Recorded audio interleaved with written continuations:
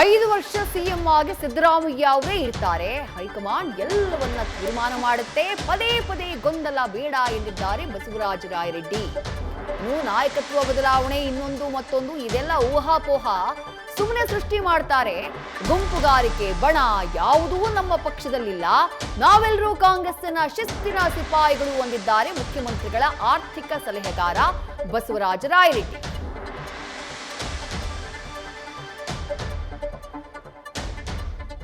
ಇನ್ನು ಸದ್ಯ ಕಾಂಗ್ರೆಸ್ ಪಾಳ್ಯದಲ್ಲಿ ನಡೀತಾ ಇರುವಂತಹ ಈ ದಿಢೀರ್ ಬೆಳವಣಿಗೆಗಳು, ಕ್ಷಿಪ್ರ ಕ್ರಾಂತಿಯ ಸುಳಿವು, ಇದೆಲ್ಲದಕ್ಕೆ ಸಂಬಂಧಪಟ್ಟ ಹಾಗೆ ನಮ್ಮ ಪ್ರತಿನಿಧಿ ಮಂಜುನಾಥ್ ಬಸವರಾಜ ರಾಯರೆಡ್ಡಿ ಅವರನ್ನ ಮಾತನಾಡಿಸಿದ್ದಾರೆ. ಏನ್ ಹೇಳಿದ್ರು ರಾಯರೆಡ್ಡಿ ಈ ಸಂದರ್ಭದಲ್ಲಿ ನೋಡೋಣ ಬನ್ನಿ. ಕಾಂಗ್ರೆಸ್ನಲ್ಲಿ ನಾಯಕತ್ವದ ಗೊಂದಲಕ್ಕೆ ಸಂಬಂಧಪಟ್ಟಂತೆ ಸಾಕಷ್ಟು ಚರ್ಚೆ ಆಗ್ತಿದೆ. ಇದ್ರ ಬಗ್ಗೆ ಮಾತನಾಡಲಿಕ್ಕೆ ನಮ್ಮ ಜೊತೆ ಸಿಎಂ ಆರ್ಥಿಕ ಸಲಹೆಗಾರ ಆಗಿರುವಂತಹ ಬಸವರಾಜ ರಾಯರೆಡ್ಡಿ ಅವರು ಇದ್ದಾರೆ. ಬನ್ನಿ ಅವ್ರನ್ನೇ ಮಾತಾಡ್ಸೋಣ. ಸರ್, ಕಾಂಗ್ರೆಸ್ನಲ್ಲಿ ನಾಯಕತ್ವ ಬದಲಾವಣೆ ಬಗ್ಗೆ ಸಾಕಷ್ಟು ಚರ್ಚೆ ನಡೀತಾ ಇದೆ. ಒಂದು ಕಡೆ ಡಿ.ಕೆ. ಆಪ್ತರು ದೆಹಲಿಯಲ್ಲಿ ಖರ್ಗೆ ಅವ್ರನ್ನ ಭೇಟಿ ಮಾಡ್ತಾರೆ. ಇನ್ನೊಂದು ಕಡೆ ಸತೀಶ್ ಜಾರಕಿಹೊಳಿ ಅವರೆಲ್ಲ ಕೂಡ ಸಿದ್ದರಾಮಯ್ಯ ಪರವಾಗಿ ರಾತ್ರಿ ಒಂದು ಡಿನ್ನರ್ ಸಭೆಯನ್ನು ಕೂಡ ಮಾಡಿರುವಂಥದ್ದು. ನೋಡಿ, ಇವೆಲ್ಲ ಊಹಾಪೋಹ, ಇವು ಚರ್ಚೆ ಎಲ್ಲ ಅನಾವಶ್ಯಕ. ಸುಮ್ಮನೆ ನ್ಯೂಸ್ನಲ್ಲಿ ಯಾರ್ಯಾರೋ ಸೃಷ್ಟಿ ಮಾಡ್ತಾರೆ, ಅನಾವಶ್ಯಕವಾಗಿ ನಡೆದಿದೆ. ನನ್ನ ಪ್ರಕಾರ ಯಾರು ಗುಂಪುಗಾರಿಕೆ ನಮ್ಮ ಪಕ್ಷದಲ್ಲಿಲ್ಲ. ಇಲ್ಲಿ ಯಾವುದೇ ಬಣ ಇಲ್ಲ. ಸಿದ್ದರಾಮಯ್ಯ ಬಣನೂ ಇಲ್ಲ, ಡಿ.ಕೆ. ಶಿವಕುಮಾರ್ ಬಣ ಇಲ್ಲ. ನಾವೆಲ್ಲ ಕಾಂಗ್ರೆಸ್ ಪಕ್ಷದ ಶಿಸ್ತಿನ ಸದಸ್ಯರು, ಶಿಸ್ತಿನ ಸಿಪಾಯಿಗಳು. ಹೀಗಾಗಿ ನಮ್ಮಲ್ಲಿ ಯಾವುದೇ ಭಿನ್ನಾಭಿಪ್ರಾಯ ಇಲ್ಲ.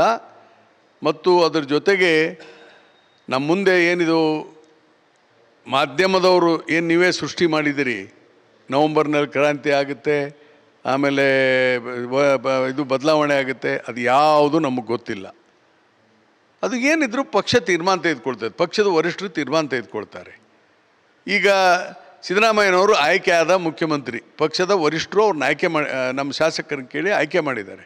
ಆಯ್ಕೆ ಮಾಡಿದಾಗ ಸಹಜವಾಗಿ 5 ವರ್ಷಕ್ಕೆ ಅವ್ರು ಮುಖ್ಯಮಂತ್ರಿ ಆಗಿರ್ತಾರೆ, ಶಾಸಕಾಂಗ ಪಕ್ಷದ ನಾಯಕರಾಗಿರ್ತಾರೆ. ಅವ್ರನ್ನ ಬದಲಾವಣೆ ಮಾಡಬೇಕಾದ್ರೆ ಮತ್ತೆ MLAಗಳನ್ನೇ ಮೀಟಿಂಗ್ ಕರಿಬೇಕು. ಕರಿಲಾರ್ದು ಹೆಂಗೆ ಮಾಡ್ತಾರೆ? ಮತ್ತು ಆ ಸಭೆ ಆಗಿಲ್ಲ ಅಂದರೆ ಅದರ ಅರ್ಥ ಅವರೇ ಮುಂದಿನ ಮುಖ್ಯಮಂತ್ರಿ ಅಥವಾ ಮುಂದಿನ ಮುಖ್ಯಮಂತ್ರಿ ಆಗೇ ಇರ್ತಾರೆ. ಶಾಸಕಾಂಗ ಪಕ್ಷದ ಸಭೆಯಲ್ಲಿ ತಾವು ಕೂಡ ಇದ್ರಿ, ಆಗೇನಾದರೂ ಈ ಬಗ್ಗೆ ಚರ್ಚೆ ಆಗಿಲ್ಲ? ಆ ತೀರ್ಮಾನ ಆಗಿಲ್ಲ. ಯಾವುದು 2.5 ವರ್ಷ ಅಂತ ಯಾರೂ ಹೇಳಿಲ್ಲ.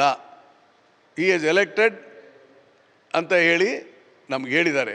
ಮತ್ತು ಎಲೆಕ್ಟೆಡ್ ಅಂದಮೇಲೆ 5 ವರ್ಷ ತಾನೆ. ಈಗ ನಾನು ಎಲೆಕ್ಟ್ ಮಾಡಿದ್ದಾರೆ 5 ವರ್ಷ ತಾನೆ. ಅನ್ಲೆಸ್ ಐ ರಿಸೈನ್, ಅನ್ಲೆಸ್ ಅಥವಾ ಡಿಸಾಲ್ವ್ ಆದ್ರೆ ಮಾತ್ರ ಹೋಗ್ತೀನಿ. ಹಾಗೆ ಅದು ಥರ ಇಲ್ಲ. ಅವರು ರಾಜೀನಾಮೆ ಕೊಡಬೇಕು, ಇಲ್ಲ ಶಾಸಕರು ಎಲ್ಲರೂ ಸೇರ್ಕೊಂಡು ಬದಲಾವಣೆ ಮಾಡಿ ಪಕ್ಷದ ವರಿಷ್ಠರು ಹೇಳಬೇಕು. ಹೀಗಾಗಿ ಮಾಧ್ಯಮಕ್ಕೆ ನಾನು ಇಷ್ಟೇ ಹೇಳ್ತೇನೆ, ಈಗ ಮತ್ತೆ ಶಾಸಕಾಂಗ ಸಭೆ ಕರೆದು ಇದ್ರ ಬಗ್ಗೆ ಚರ್ಚೆ ಮಾಡಬೇಕು. ಅದು ಪಾರ್ಟಿ ಮಾಡ್ಬೇಕಾದ್ರೆ ಇದು ನಮ್ಮ ಮುಂದೆ ಇಲ್ಲ ಅಂತ ಹೇಳೋದು.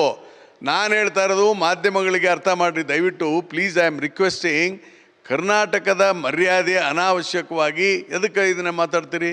ಯಾವುದೇ ಕ್ರಾಂತಿ ಇಲ್ಲ, ಗೊಂದಲ ಇಲ್ಲ. ಸನ್ಮಾನ್ಯ ಸಿದ್ದರಾಮಯ್ಯನವರ ನೇತೃತ್ವದಲ್ಲಿ ಒಳ್ಳೆಯ ಸರ್ಕಾರ ಕೊಡ್ತೇವೆ. ನಮ್ಮ KPCC ಅಧ್ಯಕ್ಷ ಶಿವಕುಮಾರ್ ಅವರು ಬೆಂಗಳೂರನ್ನು ಒಂದು ಒಳ್ಳೆಯ ಅಭಿವೃದ್ಧಿ ಮಾಡಬೇಕಂತ ಒಂದು ಕನಸನ್ನು ಇಟ್ಕೊಂಡು ಕೆಲಸ ಮಾಡ್ತಾ ಇದ್ದಾರೆ. ಹೀಗಾಗಿ ಅವರ ನೇತೃತ್ವದಲ್ಲಿ ನಾವು ಒಳ್ಳೆಯ ಸರ್ಕಾರವನ್ನು ಕೊಡ್ತೇವೆ. ಡಿ.ಕೆ. ಸುರೇಶ್ ಅವರು ಒಂದು ಮಾತಾಡಿದ್ದಾರೆ ಸರ್, ಸಿದ್ದರಾಮಯ್ಯ ಅವರು ಕೊಟ್ಟ ಮಾತಂತೆ ನಡ್ಕೊಳ್ಬೇಕು ಅನ್ನೋ ಮಾತನ್ನು ಹೇಳಿರುವಂಥದ್ದು. ನಮ್ಗೆ ಗೊತ್ತಿಲ್ಲ ರೀ ಅದು ಯಾಕೆ ಕೊಟ್ಟು, ಏನು ಮಾತು ಕೊಟ್ಟರೆ ನಮಗೇನು ಗೊತ್ತು? ಸುರೇಶಿಗೆ ಗೊತ್ತು, ಸಿದ್ದರಾಮಯ್ಯ ಅವ್ರಿಗೆ ಗೊತ್ತು. ನಮಗೇನು ಗೊತ್ತು? ಸಿದ್ದರಾಮಯ್ಯನವ್ರು ಏನು ಅವ್ರಿಗೆ ಮಾತು ಕೊಟ್ರಂತ ನನಗಾರ ಸಿದ್ದರಾಮಯ್ಯರು ಹೇಳಿಲ್ಲ, ಇಲ್ಲ ಸುರೇಶ್ ಅವರವ್ರು ಹಿಂಗಾಗಿದೆ. ಇದು ಅನಾವಶ್ಯಕವಾಗಿ ವಿರೋಧ ಪಕ್ಷದವರು ಮತ್ತು ಮನೋರಂಜನೆಗಾಗಿ ನಾನು ಹೇಳ್ತೇನೆ, I am sorry to say this, ಇದು ಮನೋರಂಜನೆಗೆ ಮಾಡ್ತಾಯಿದ್ದಾರೋ ಏನು ಮಾಡ್ತಾಯಿದ್ದಾರೋ ಗೊತ್ತಿಲ್ಲ. ಯಾವುದೇ ಕರ್ನಾಟಕದಲ್ಲಿ ಈ ಸರ್ಕಾರವನ್ನು ಅಳಗಾಡಿಸ್ಲಿಕ್ಕೆ ಆಗೋದಿಲ್ಲ. ಈಗ ಚಲುವರಾಯ ಸ್ವಾಮಿ ನೇತೃತ್ವದಲ್ಲಿ ಡಿ.ಕೆ. ಬೆಂಬಲಿಗರು ಅವರೆಲ್ಲರೂ ಕೂಡ ಖರ್ಗೆ ಅವ್ರನ್ನ ಭೇಟಿ ಮಾಡಿದ್ದಾರೆ. ಮತ್ತೆ ಆ ಸಂದರ್ಭದಲ್ಲಿ ನಾಯಕತ್ವ ಬದಲಾವಣೆ ಬಗ್ಗೆ ಮಾತಾಡ್ತೇನೆ, ರಾಹುಲ್ ಗಾಂಧಿ ಬಗ್ಗೆ ಅಂತ. ನನಗೆ ಗೊತ್ತಿಲ್ಲ. ಅವರು ದೆಹಲಿಗೆ ಹೋದರೆ ಮತ್ತು ನಾನು ಖರ್ಗೆ ಅವ್ರನ್ನ ಭೇಟಿ ಮಾಡಿದೆ ಬರ್ತಾ ಇರ್ತೇನಾ? ಖಂಡಿತವಾಗಿ ನಾನು ಭೇಟಿ ಮಾಡ್ತೇನೆ. ಅವ್ರು ನಮ್ಮ ಅಧ್ಯಕ್ಷರು, ನಮ್ಮ ಲೀಡರ್, ಅವರು ನಮ್ಮ ನಾಯಕರು. ಇವೆಲ್ಲ ಊಹಾಪೋಹ. ನಾನು ಅದನ್ನೇ ಹೇಳ್ತೇನೆ, ಪದೇ ಹೇಳ್ತೇನೆ. ಕರ್ನಾಟಕದ ಅಭಿವೃದ್ಧಿ ದೃಷ್ಟಿಯಿಂದ ಎಲ್ಲ TV ಮಾಧ್ಯಮಗಳು ಈ ಗೊಂದಲ ಇಲ್ಲ ನಮ್ಮಲ್ಲಿ ಅನ್ನೋದನ್ನು ದಯವಿಟ್ಟು ಬಿತ್ತರಿ, ಕರ್ನಾಟಕಕ್ಕೆ ಒಳ್ಳೇದು ಮಾಡೋಣ. ಸರ್, ಈಗ ಸಚಿವರೆಲ್ಲರೂ ಕೂಡ ಕೆಲವರು ಆಗ್ರಹಿಸ್ತಾ ಇದ್ದಾರೆ, ಇದನ್ನ ಗೊಂದಲ ಇರೋದನ್ನ ಸ್ಪಷ್ಟಪಡಿಸಿ ಹೈಕಮಾಂಡ್ಗೆ ಕೇಳ್ತಾ ಇದ್ದಾರೆ. ಯಾಕಂದ್ರೆ ಮಾಧ್ಯಮದ ನೀವೇ ಸೃಷ್ಟಿ ಮಾಡಿಬಿಟ್ರಲ್ಲ, ಸೃಷ್ಟಿ ಮಾಡಿದವರು ಮಾಧ್ಯಮದವರು. ಅದಕ್ಕೆ ನಿಮ್ಮ ಮಾಧ್ಯಮದವರಲ್ಲ ಸರ್, ನಿಮ್ಮ ಸಚಿವರುಗಳು ಹೇಳ್ತಿದ್ರು, ನಿಮ್ಮ ಮಾಜಿ ಸಚಿವರು ಕೂಡ ಹೇಳ್ತಾ ಇರುವಂಥದ್ದು. ಈಗ ಇದನ್ನು ಬಿತ್ತರಿಸ್ರಿ. ನಾನು ಹೇಳಿದ್ದು ಯಾವುದೇ ಗೊಂದಲ ಇಲ್ಲ, ಎಲ್ಲ ಸರಿ ಇದೆ ಅಂತ ಹಾಕ್ರಿ. ಅಲ್ಲ, ಈಗ ನಾವ್ ಹೇಳಿಲ್ಲ ಇದನ್ನ, ನಿಮ್ಮ ಸಚಿವರುಗಳೇ ಹೇಳ್ತಾ ಇರುವಂತದ್ದು, ಅವ್ರಿಗೆ ಹೇಳಿ ಸರ್. ಅವ್ರಿಗೆ ಹೇಳಿ ಯಾವುದೇ ಗೊಂದಲ ಇಲ್ಲ, ಎಲ್ಲ ಸರ್, ನಿಮ್ಮ ಸಚಿವರಿಗೆ ನೀವೇ ನೇರವಾಗಿ ಹೇಳಿ. ನಾನು ಹೇಳ್ತೀನಿ ಅವ್ರು ಯಾರಂತ ನೀವು ನನಗೆ ಹೇಳಿದ್ರೆ ನಾನೇ ಫೋನ್ ಮಾಡಿ ಹೇಳ್ತೀನಿ ಅವ್ರಿಗೆ. ಅದಕ್ಕೆ ನನ್ನ ಪ್ರಕಾರ ಎಲ್ಲ ಸರಿ ಇದೆ ಬಿಡಿ, ಅಷ್ಟೇ, ಟೋಟಲ್ ಸರಿ ಇದೆ. ಸಿದ್ದರಾಮಯ್ಯ ಅವರು ಈಗ ಏನು ಸೆಷನ್ ಮತ್ತೆ ಬಜೆಟ್ಗೆಲ್ಲ ಯಾವ ರೀತಿ ಪ್ರಿಪರೇಷನ್ ಮಾಡ್ತಾರೆ? ಈಗ ನೋಡಿ, ಕೇಳಿ ಅಂಥದ್ದು ಕೇಳಿದ್ರೆ ಬೇಕಾದಷ್ಟು ಮಾತಾಡ್ತೀನಪ್ಪ. ಬೆಳಗಾವಿ ಸೆಷನ್ ಪ್ರಾರಂಭ 8ನೇ ತಾರೀಕು, 15 ದಿವಸ ಸಮರ್ಪಕವಾಗಿ ಸದನವನ್ನು ಎದುರಿಸ್ತೇವೆ.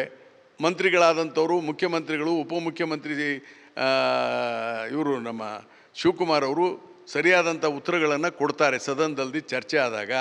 ಮತ್ತು ಈಗ 8 ತಿಂಗಳಾಯಿತು, ಈಗ ಏನೇನು ಕೆಲಸ ಆಗಿದೆ ಅಂತ ಮುಖ್ಯಮಂತ್ರಿಗಳು ರಿವ್ಯೂ ಮಾಡ್ತಾ ಇದ್ದಾರೆ. ತದನಂತರ ಜನವರಿ ಎಂಡಿಂದ ಬಜೆಟ್ ಪ್ರಿಪೇರ್ ಮಾಡಬೇಕಂತ ಮುಖ್ಯಮಂತ್ರಿಗಳು ಹೇಳಿದ್ದಾರೆ ನನಗೆ. ಈಗ ಬಜೆಟ್ ಪ್ರಿಪೇರ್ ಮಾಡಲಿಕ್ಕೆ ನಾವು ತಯಾರಿದ್ದೇವೆ. 5 ವರ್ಷ ಕೂಡ ಇವರೇ ಸಿಎಂ ಆಗಿರ್ತಾರೆ ಸರ್. ಒಂದು ಸಾರಿ ಎಲೆಕ್ಟ್ ಆದಮೇಲೆ ಮತ್ತೆ ನಾವು ಮಧ್ಯದಲ್ಲಿ ಇಳಿದು ಹೋಗ್ತಾರೆ ಅಂತ ಹೇಳೋಣ. ಅದಕ್ಕೆ ಪಕ್ಷ ತೀರ್ಮಾನ ತೆಗೆದುಕೊಳ್ತದೆ. ಅದಕ್ಕೆ ಪದೇ ಗೊಂದಲ ಮಾಡೋದು ಬೇಡ ಅಷ್ಟೇ. Thank you. ಇವಿಷ್ಟು ಬಸವರಾಜ ರೆಡ್ಡಿ ಅವರ ಮಾತಾಗಿರುವಂಥದ್ದು. ಯಾವುದೇ ಪಕ್ಷದಲ್ಲಿ ಯಾವುದೇ ಗೊಂದಲಗಳಿಲ್ಲ, ಅನಾವಶ್ಯಕ ಒಂದು ಗೊಂದಲ ಸೃಷ್ಟಿಸೋದು ಬೇಡ. ಶಾಸಕಾಂಗ ಪಕ್ಷದ ನಾಯಕರಾಗಿ ಆಯ್ಕೆ ಆಗಿರುವಂಥದ್ದು 5 ವರ್ಷಕ್ಕೆ ಅನ್ನೋ ಮಾತನ್ನು ಹೇಳ್ತಿರುವಂಥದ್ದು. ಕ್ಯಾಮ್ರಾ ಪರ್ಸನ್ ರೋಷನ್ ಜೊತೆ G Manjunath, news first, Bengaluru. News first, ನಿರ್ಭೀತಿಯಿಂದ ನಿಮ್ಮ ಪರವಾಗಿ.